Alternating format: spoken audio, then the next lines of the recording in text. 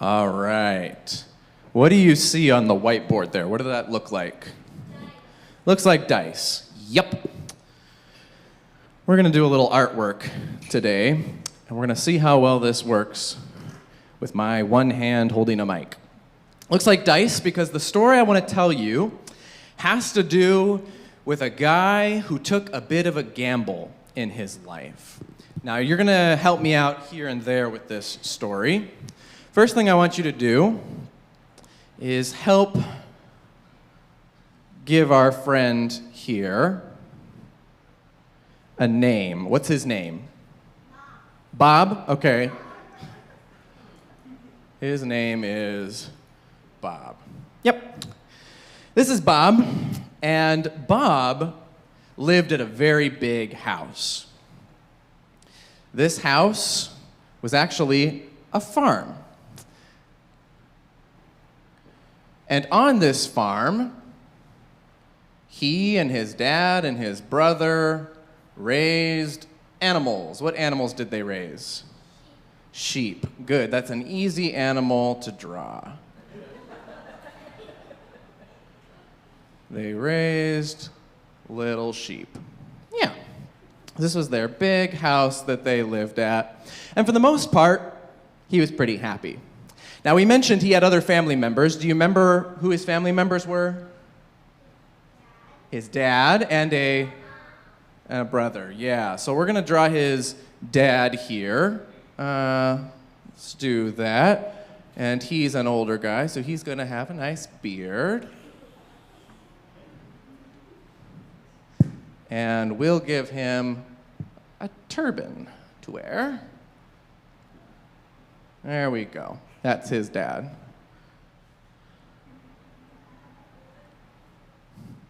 All right, so Bob, he was very excited about living at his nice big home where they raised sheep with his dad and with his brother. But after a while, he began to feel like life outside of the farm was going to be way more exciting than what was life on the farm. So you know what he did?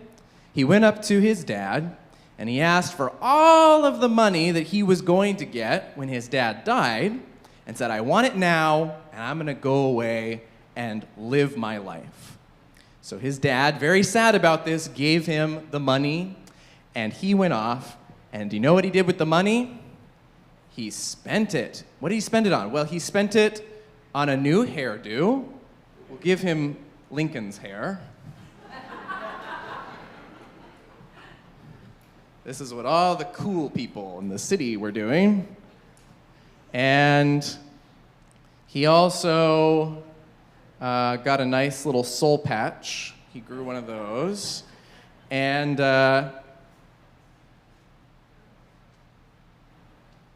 he got cool sunglasses to wear because he was fitting in with the city folk. Yeah.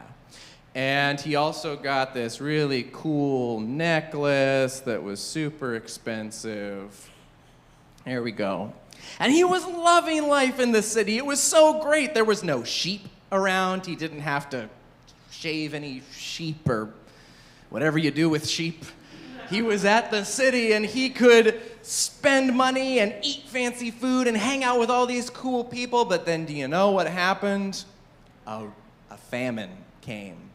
Famine came, and all of a sudden, all the money he had was getting spent on just the things he needed.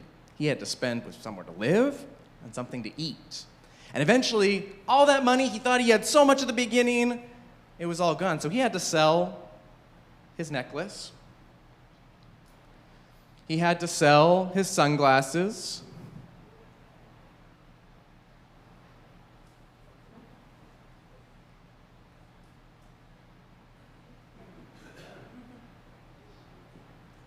He had to sell his soul patch. And he even had to sell his hair. Yep, very sad for him. Yep. And he was so sad. He had nothing left anymore. Well, eventually he had no money at all, so he had to go work somewhere. He thought he was done working, but he had to go work. And he had to work at a place that raised animals. It wasn't sheep, though. This farm, they raised pigs instead.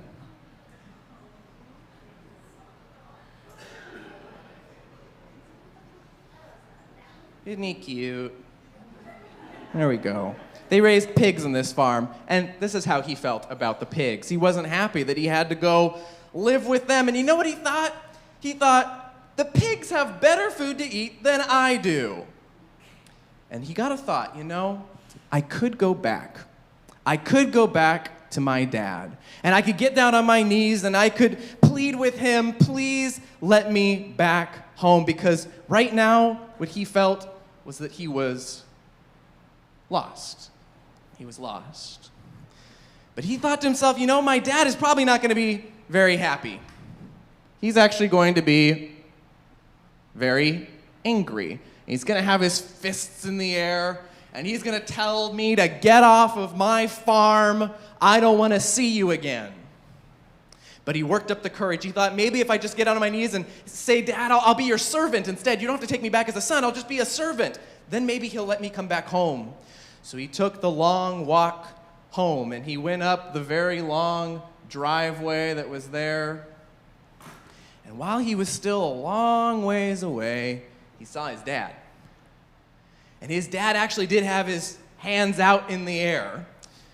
But what was weird is that his hands weren't in fists, they were open. And as he got closer, he could see that it wasn't angry eyebrows that he had, but he had tears in his eyes. And he was happy. And he ran up to him and he gave him a hug.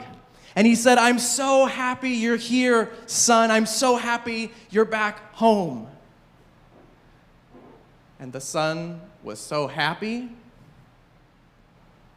His father gave him a beautiful robe to wear, and gave him the famous family brooch to wear, cooked him a big meal to eat. He was so excited to see his son back home, because you know what? In the eyes of the father, his son wasn't actually lost.